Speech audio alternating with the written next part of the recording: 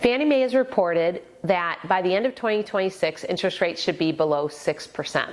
Well, I have to say, Fannie Mae and Freddie Mac have been saying this for over 3 years now. So what is the truth? And what should be the truth for you in considering to refinance an interest rate? This is Dawn Connors at Mortgage One. Let's get started.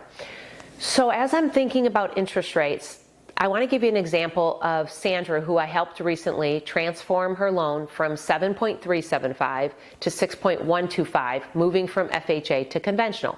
When we started the application, the interest rates were 6.5%, so almost a percentage point lower than what she owes now, or what she owed before her refinance. So we started the application, we got the appraisal done, title work done, and we just waited on rates. It's possible to start an application into what's called float your rate, not lock in your rate. And you want to start your application, I think, when interest rates are about 0.25% above what you want, maybe 3/8. So if your goal is 6.1, you'd start at 6.5%, the application. If your goal is 6%, obviously, then you start at like 6.375. So we started, which is where the rate is right now, October of 2025. So we started Sandra's application and we waited. We had to wait 4 months for the rates to go down enough for her to lock in. I had quoted her 6.25%. That's what I disclosed to her, but I actually was able to lock her in at 6.125, and we closed the following week and went right to closing. So why do this?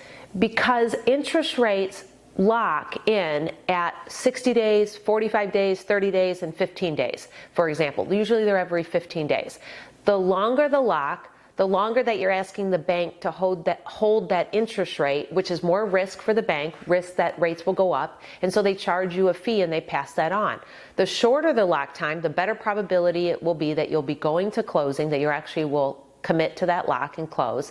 And it's a better interest rate because that bank does not have to commit to that loan for greater than, say, 15 days or 30 days. So if you can lock in your interest rate in 15 days and then close the following week within 10 days, then you can navigate and get the very lowest rate based on as soon as the interest rates hit.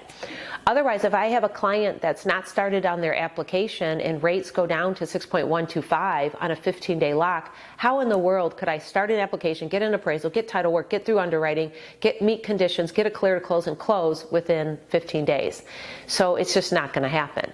So I think that that's the trick, is don't be afraid to start your applications now, especially if the rate is within 1/4 to 3/8 of the goal rate that you have. And your loan officer can calculate your break-even point. They can calculate what the interest rate is now, what the payment would be, what the interest rate is of your goal interest rate being reasonable, and then what the payment is, and then making sure that it's worth it. Given the closing cost, how much time will it take to recoup those closing costs? And your goal is to recoup all costs, closing costs, within 2 years or less.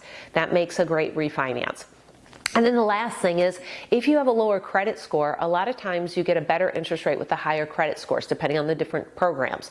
So if you start your application, allow your loan officer to run a credit report, this gives you an opportunity in time, 3-4 months potentially, to look and see what you can do to improve your credit score. A loan officer can run analytics and can tell you exactly what you can do to improve your credit score, how many points it will give you, and you can work on doing that, increasing your score before they lock the interest rate. So just another great reason to start your application now and to wait for that rate to hit and then lock in and close. This is Dawn Connors at Mortgage One, providing you fantastic mortgage solutions. Thanks for watching, and if I could be of help to you, please reach out.